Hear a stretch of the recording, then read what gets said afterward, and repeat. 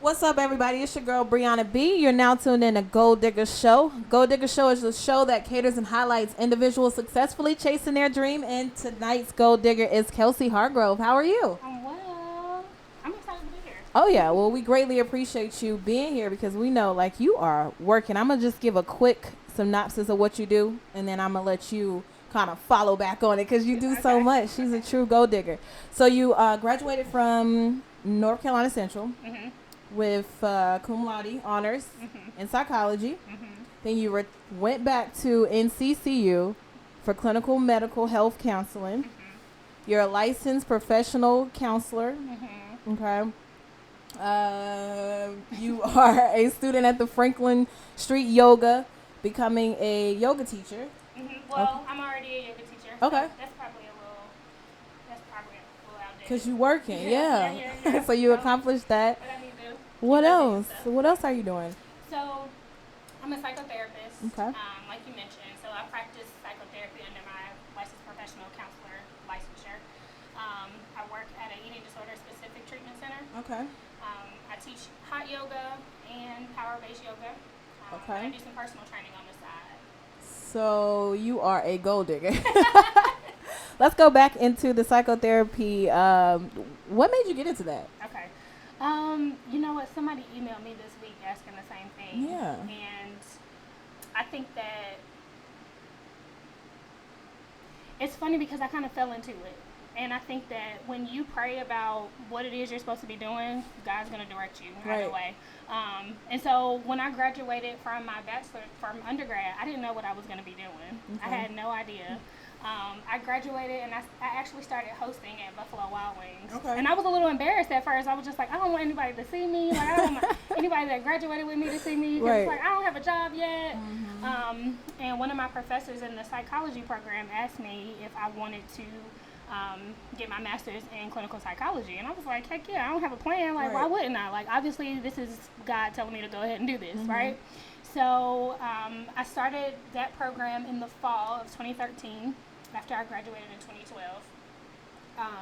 And it was cool, but I kind of felt like, I didn't feel like my spirit wasn't full. Like, I didn't feel like this is what I'm supposed to be doing. I was interested in learning about, like, addictions and all of the different mental health diagnoses. And so I was like, there has to be something else within this field that's really going to get me. And so I started talking to two of my big sisters. I'm a Delta. Okay. And they were in the clinical mental health program at Central. And so they were like, why don't you just look into the curriculum, look into some of our courses, and see if you're interested.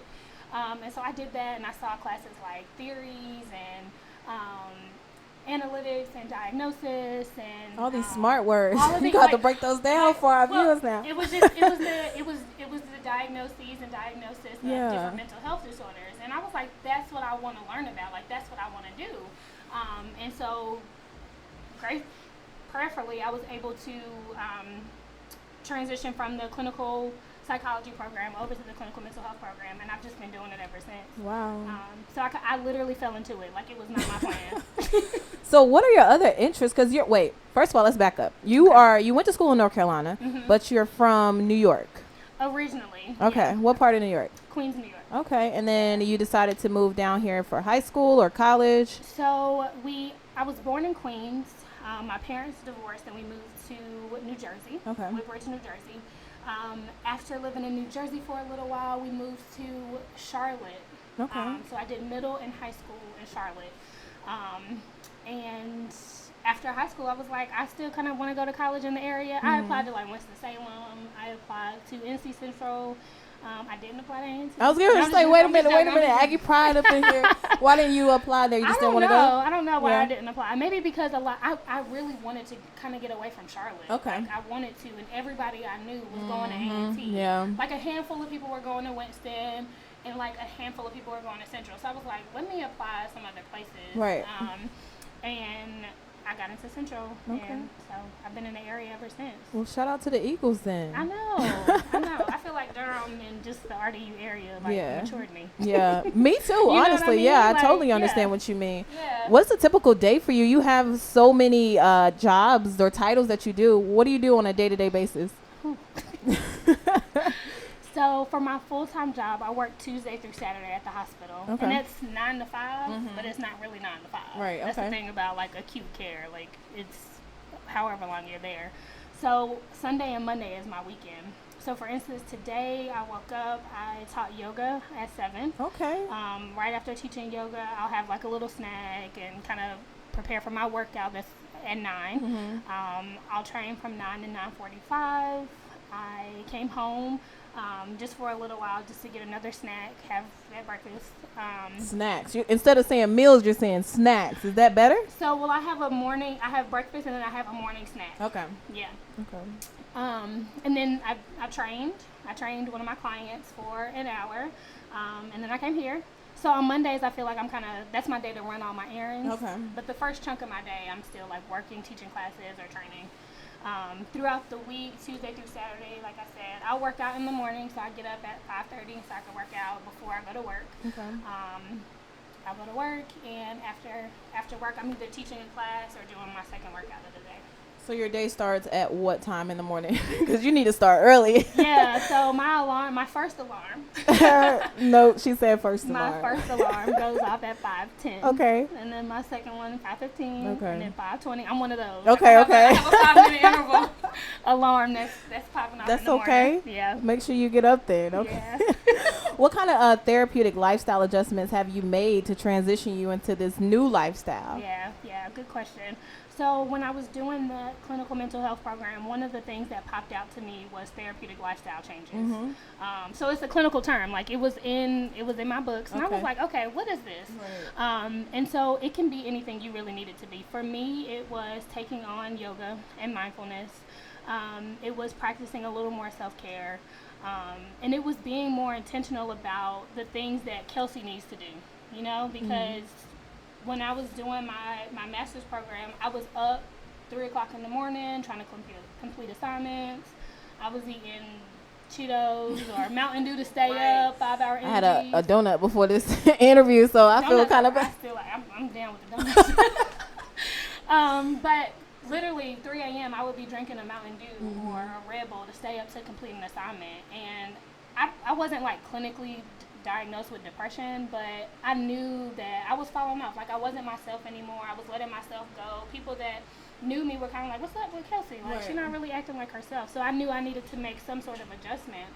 And so for me, the therapeutic lifestyle adjustment was literally just taking care of myself, saying no when I needed to say no. If my assignment wasn't done at 11:59, staying up to do it until 3 o'clock, I'm going to bed and I'll get it done the next day. You know what I mean? Like I had to, even if that was me shifting my schedule around, I couldn't do something during the day so that I can get my stuff done. Right, exactly. So those were some of those lifestyle adjustments, as well as me seeing my own therapist, as well as me, again, practicing yoga. When I found yoga, that was really a lifestyle adjustment for me.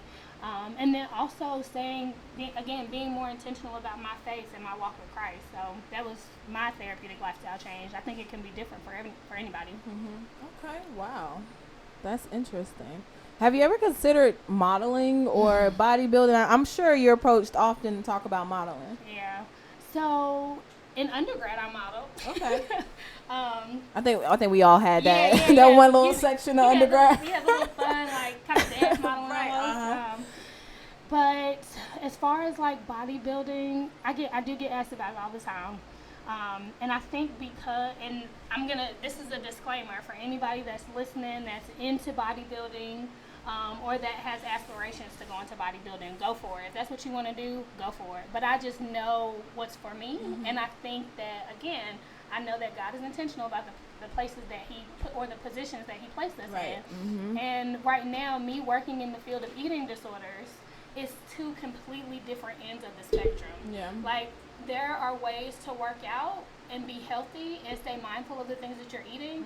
And then there are things where you're really living this restricted diet and eating only certain things. And again, if that's what you're into, that's what you're into. Right. But the amount of discipline and the amount of just restricted eating that goes into changing your body, I can't do it.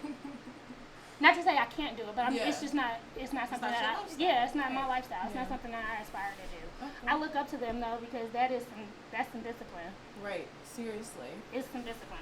I was looking at your Instagram page and your website, and the meal preparation that you do, in addition to helping people with eating disorders, how does that kind of play out for you? Because you're teaching someone how to, I guess, live specifically to them, but you're also teaching how to live healthy. So how does that coincide with each other? Yeah, good question. I was talking to a friend about that last night. So sometimes I feel conflicted, but I also have to make sure that I'm viewing each person that I'm working with through a holistic lens, and I'm thinking about that person and what they need. And so for my teenagers that I'm working with that are living with eating disorders, they're malnourished. Yeah. And so I don't create the meal plans for them. I work on a team with a psychiatrist, a registered dietitian, a medical doctor, and then myself as the psychotherapist.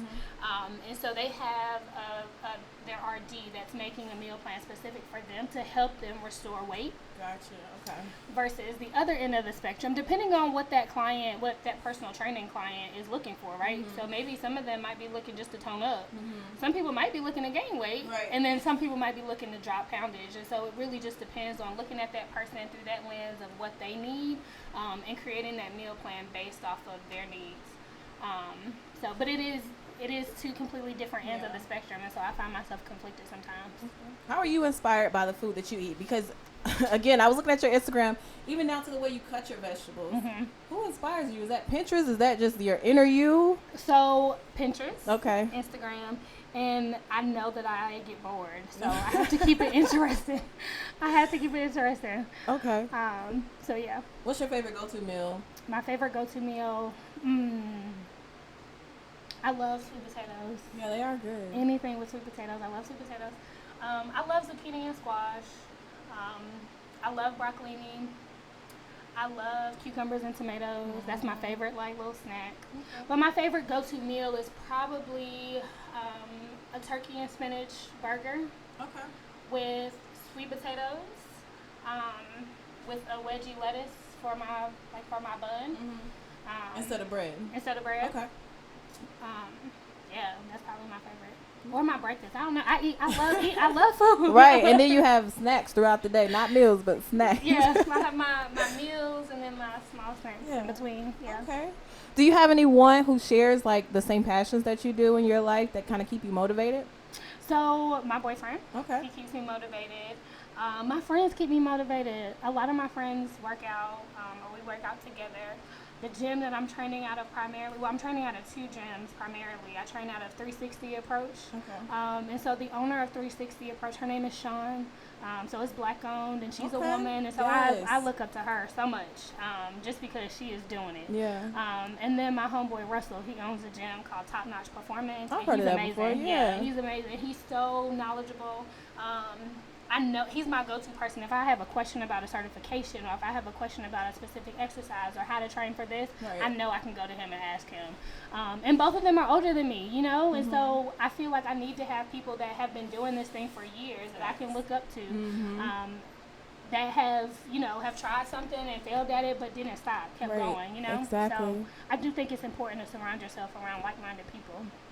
I say that too many times. All the time. Yes, you have to. Yourself. Yes, because if you hang around 5 broke people or 5 negative people, you're going to be the 6th one. So, absolutely. Perfect. Okay. Yeah. Now, I was really excited about asking you this question because I think there's a lot of misconceptions about fitness and or maybe myths that people have in their head. What is one that you hear commonly, and could you clarify it with facts for us? Yeah. Lifting weights is gonna make me look like a man. Is probably the biggest one. Or, oh girl, I just want to lose my stomach. I don't wanna do none of that other stuff. But so there is a such thing as spot training, right? So targeting a specific area. But if you want change, say if I only work on my biceps, my biceps gonna be out to here, and everything else is gonna be looking wild, you know. So I don't train off of just specific spot training. So when I have clients come in and say, I just want to get rid of my stomach, I'll be like, that's great, and you're gonna tone up your legs, and you're gonna tone up your arms too, and you might get a little butt back there. Everything is gonna work together. So I think that's one of the biggest myths. And then 2, that that lifting weights make you look like a man. Yeah. Because lifting weights is actually a really great way to burn fat.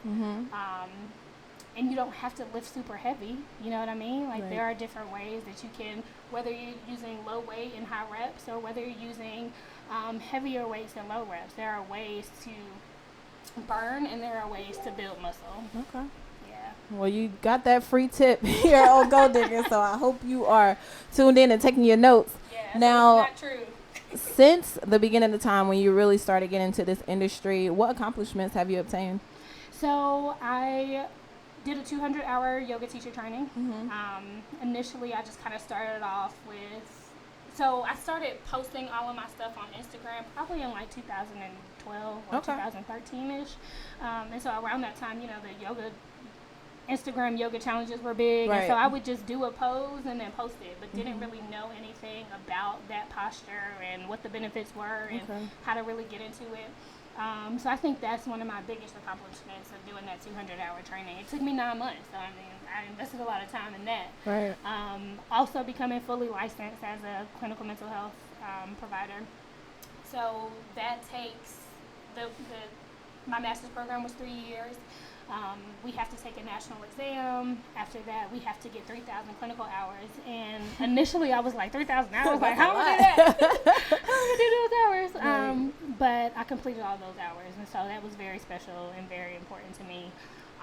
And I'm looking into new certifications to get for my personal training certification. Because doing 3 different things, at one point, I felt like, you know what, Kelsey, maybe you should just focus on one of those. Like, how are you going to put all your energy in everything? And that's not true. Yeah. Like, I enjoy being a therapist. I enjoy being a yoga instructor, and I enjoy training. And all of those things need my love and need me to nurture it and need me to take care of them, right?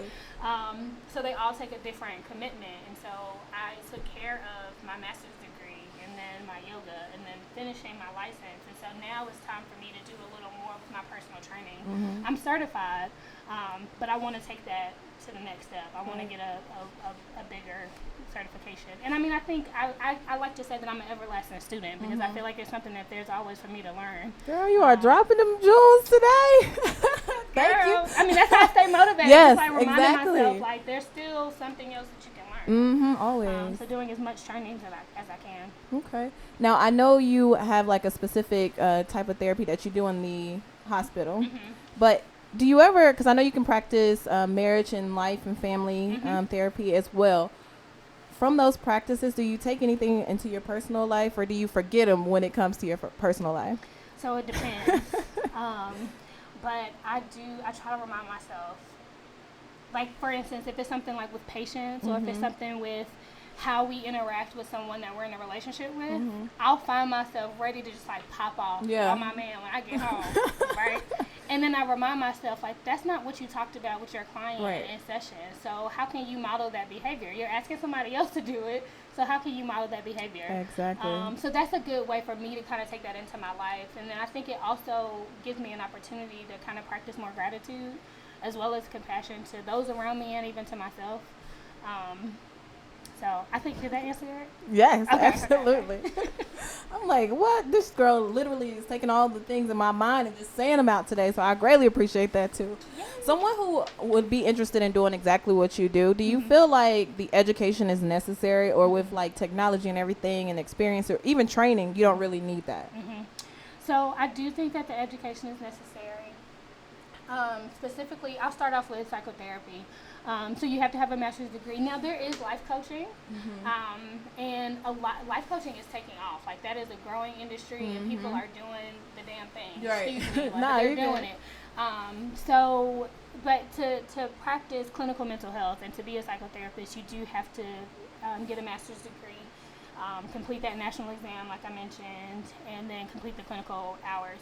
For yoga instruction, for yoga instruction and personal training, I definitely recommend the education piece, because I think if you're not knowledgeable, a lot of times I feel like we see people, and no shade, you know, everybody's gonna do how everybody's gonna get in how you fit in, right? Right, exactly. But I feel like I see a lot of people that started training because, oh, I was an athlete, so I'm good at this. I know I can just teach somebody else. Right. But if you don't know all the mechanics behind that, if you don't know all the science behind it, if you're not willing to study that person's body, you can do some serious damage. Right, exactly. So I do think it's important to have that education. Okay. Well, you got to go to school. Yeah. You got to get that education. Absolutely. Or with personal training, I mean, NASM is a great online program that teaches. I mean, that's the most recognized. ACE is a good one. So there are personal training programs that folks can do without going to school for it. Okay. Yeah. So in branding yourself, I think you do a great job at that, especially from your Instagram and your website. Thank you. Do you have someone that does that for you, or are you just kind of informative on what to do and how to do it, so it just happens for you? I have a whole team. That when I get to where I need to be, I'll just pay them to just work for me. Right, exactly. Because I don't feel like I'm all that tech savvy. Now, I will say I've done a ton of research in marketing, and I've learned so much just about Instagram and social media and how to kind of plan your color schemes on your page. And so, I mean, it does take a fair amount of just research, but I work with a graphic designer. Her name is Summer Leverett. She is my homegirl. I work with my homeboy, Jaffer, Culture Crunch Media. He does all of my videos. He is absolutely amazing. I work with a few different photographers. So I work with Vernon at Max Res. I've worked with Jaffer again with Culture Crunch. I've worked with Ariel Perry. She's amazing. I've worked with Morgan of Morgan Crunchfield Photography. She's awesome. You have a whole team. Oh, I've worked with I can't believe I left her out, but my friend Amber Gluckin, she's amazing. So she is a photographer as well. And so she and I have done some work together too. So I'm all about collaboration. If there's something that you can get out of it, maybe you building a portfolio. If there's something that I can get out of it, I need some content to post. Right. So I have a whole team of people. That's amazing. Yeah. That's what you need to be successful. Teamwork makes the dream work. Yeah, absolutely. So we don't have to get specifically in your prices, but for someone that does exactly what you do, what is typically the prices for the services that you offer? Okay. So psychotherapy can get a little pricey if it's out of pocket. So I'm working on becoming panel with Blue Cross Blue Shield so that folks that have insurance can bill through their insurance, but there's also a sliding scale in out-of-pocket rates. So generally psychotherapy, again, it really just depends, can range anywhere between $85 to $150 an hour. Okay. Again, depends on that therapist and if they have bundled packages and also your insurance, because you can likely get insurance reimbursement. And I'm glad that we're talking about this because I do think that a lot of African Americans are not taking advantage of their insurance and the mental health piece. And you don't have to have a diagnosis, you don't have to be clinically depressed, but we all need somebody to talk to. We all need help. We all need somebody to talk to. Right. So using that, you're paying for it. You know what I mean? If it's included in your insurance, taking advantage of that. So that's for the psychotherapy piece. Personal training can also really range. Again, it just depends on the gym. Now, right now, I'll travel. I travel to folks and train them. So included in my cost is mileage, right? But I'm also not charging people the same thing like Lifetime Fitness would because I'm not a whole gym. Right. I'm one person, and so I'll probably be meeting you at your gym. So again, that can really range. But I've seen personal training sessions ranging from anywhere between $30 to $65 an hour. So it really just depends. But I would just say finding either the gym that you really like or finding the trainer that you really like, connecting with them and seeing what their rates are.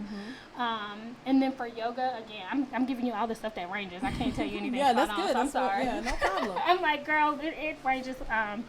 But yoga, a drop-in fee is anywhere between $15 and $18. I do some independent classes called Yoga Unwind. It's this Friday. It's coming up. Yoga and wine. Wait, so we can drink wine while we do yoga? Well, we're going to drink the wine afterwards. Oh, okay. Yeah. So I'll drop the info at the end of this. Yes, absolutely. So that's $15. So all of my personal classes, it's not at a studio, range from about $15 to $25 depending on what is happening. But yoga can range anywhere between $15 and $18 for a class. But all of those things come with packages. You can get a psychotherapy package. You can get personal training packages. You can get yoga packages. Should you do them all in one? Eventually. That might be. Eventually, yeah. little expensive, but you're getting a great service. Yeah. So pay for what you get for. Yeah. So speaking into existence, yes, girl. absolutely, all day, every day. Once I get my space on and popping. Yes, it's over. I see it right now. Now, transition a little bit and seeing how big technology is with Instagram. I remember I was talking to a personal trainer, and he was telling me like a lot of the stuff we see on Instagram for like the top people of fitness is really fake. They might alter it with makeup, or they might have plastic surgery. How do you feel about that? I guess tainting the industry. Yeah, I mean it's unfortunate because you have younger generations that are following us that are looking at that, and especially like the patients that I work with at the hospital, right? Like they see something on Instagram or in a magazine that's been photoshopped, and they're like, oh, I need my body to look exactly like that. Yeah. When realistically it's unattainable. Now some people naturally have a thigh gap. Some people are naturally built. Some people naturally have abs. Awesome. I envy you. I think we all do. But for those that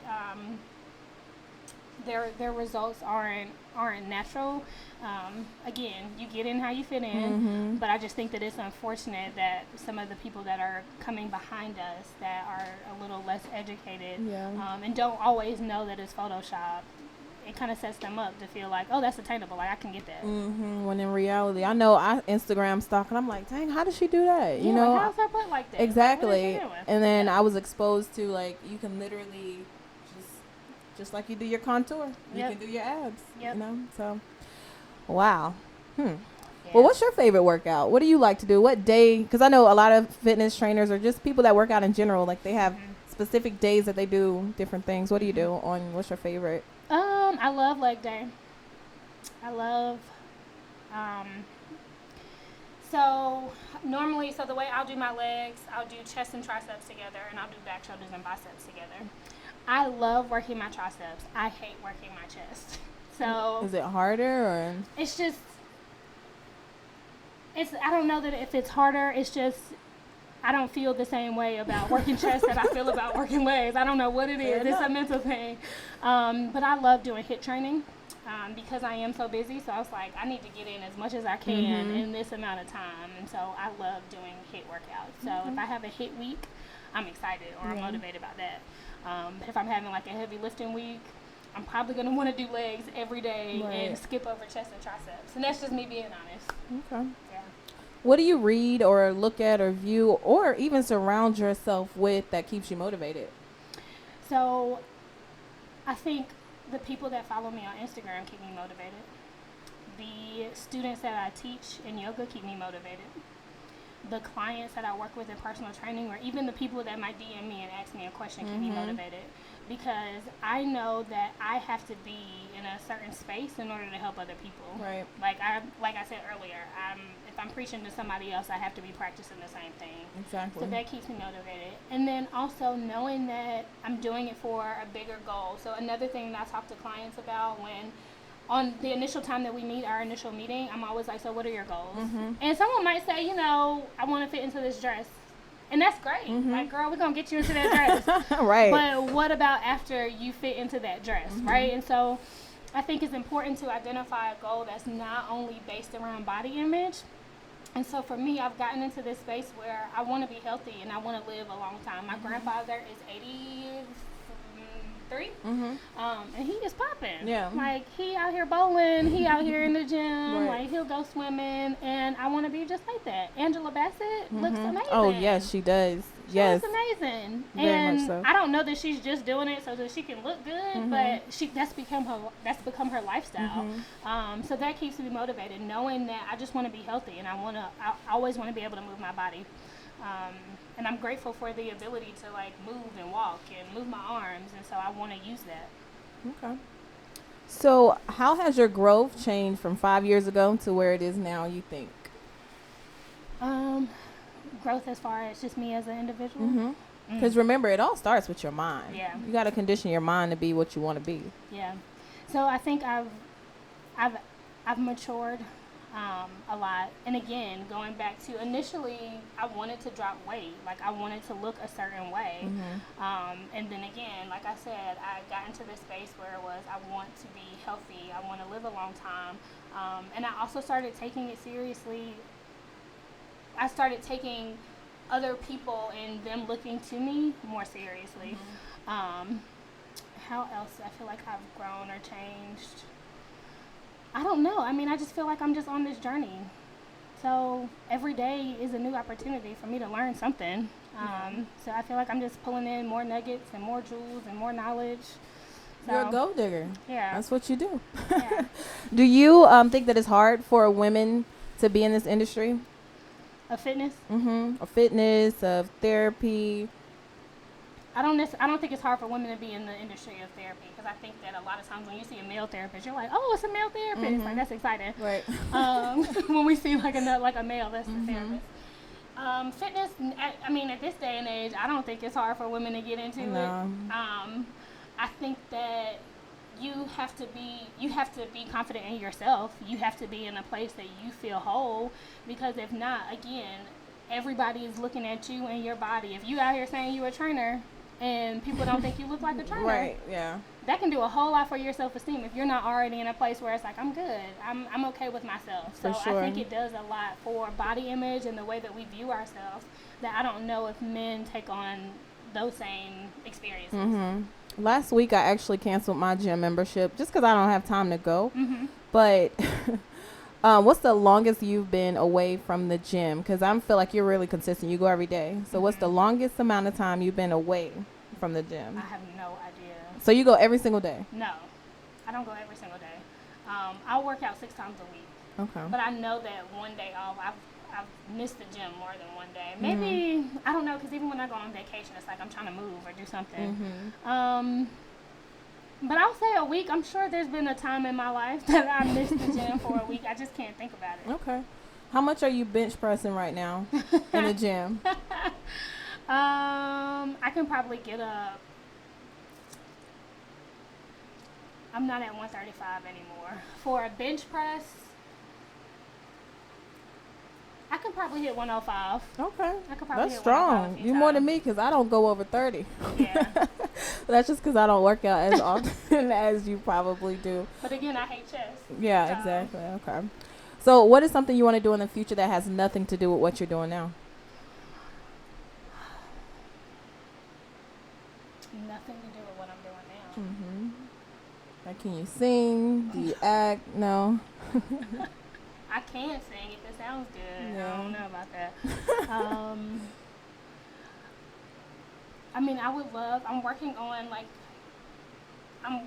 developing content for a book. Okay.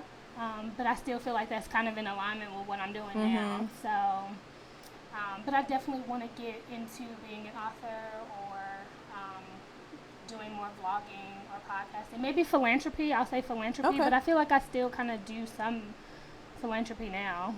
Yeah. That's a hard question. I gotta spend some time thinking about that. That's Something good. where I'm glad I tried. yourself. Yeah. Okay.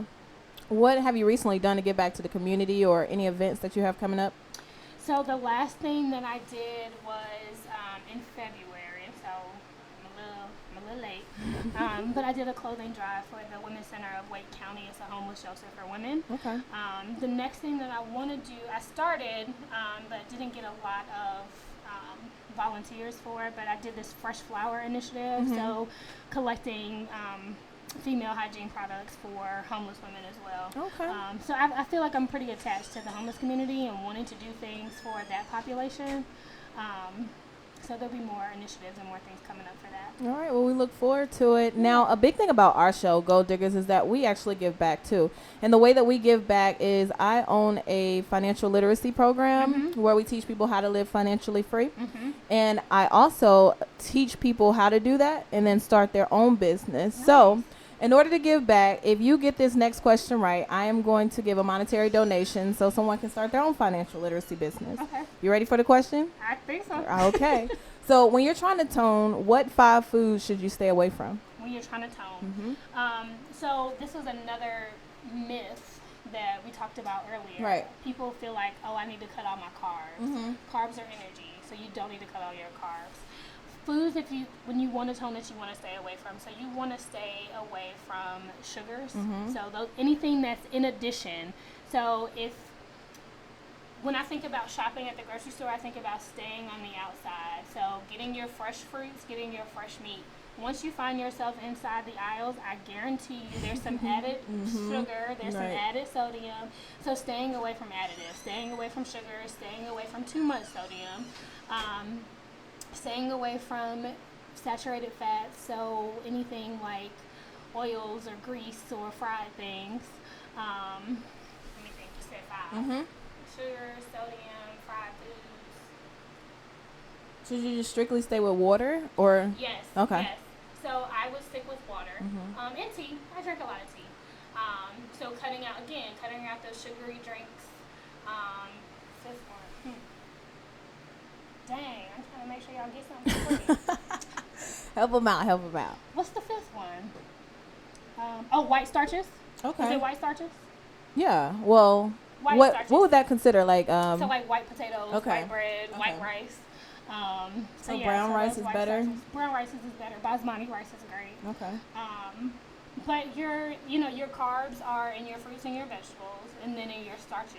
So, that's your sweet potatoes, or your red skin potatoes, or your brown rice, or your basmati rice, or your oats. Okay. So, well, you got 5. So somebody's gonna get it right for yeah, somebody? Okay. somebody's gonna get a monetary donation to help them start their business. Nice. Now, thank you for that. Yeah, absolutely. Just wanting to know before we close, what's your biggest takeaway from everything that you've been involved in thus far? To be a student. To be a student. To be a student. To know that there's always something for me to learn. To be a student. Okay. To know that I'm not in control over this journey. Well, there you go. Now, where can we all connect with you and follow your journey to success in everything that you do? Yeah, so my Instagram is Living for Synergy. Living, Living, for FOR, Synergy, SYNERGY. My website is livingforsynergy.com. I'm not currently on Twitter. I'm on Facebook, but you don't really get up I there. don't get on Facebook. We got the team to handle that for you. Yeah, right now. So my only handle right now is on Instagram. So Living for Synergy. Okay. Yeah. And so I have an event coming up on Friday. Yes. It's Yoga Unwind. It's going to be in Durham for all my Raleigh followers. It's worth it. It's going to be at 7 p.m. at 506 Ramsier Street. So if you follow me on Instagram, the Eventbrite is in my link. Or the Eventbrite link is in my bio. Yeah, we got you. And I have some advertisement on my page. All right. Well, before we get out of here, what is something you want to challenge our goal diggers that you do every day that you want to challenge them to do today? Practice a little mindfulness. Okay. Practice a little mindfulness. And so my daily mindfulness practice is observing 5 full breaths and cultivating some sort of gratitude with that. So whether that's me being grateful for being here with y'all, right. or me being grateful for just being able to move bodies, or whatever that looks like. But I think that's a nice way to kind of set the tone for the day, set the tone for the week. And it makes us more intentional for every other thing that we're doing, right? So I love the fitness industry. I absolutely do. But I'm pushing us, and I want to challenge us to get away from only thinking about the physical perks and really thinking about everything else that it can do for us. Well, there you have it. Thank you so much, Kelsey, for coming in here and showing how you are a goal digger. Until next time, be one day closer to your dreams and always be a goal digger. Peace and blessings. I'm out. It's your girl, Briana B. Thank you.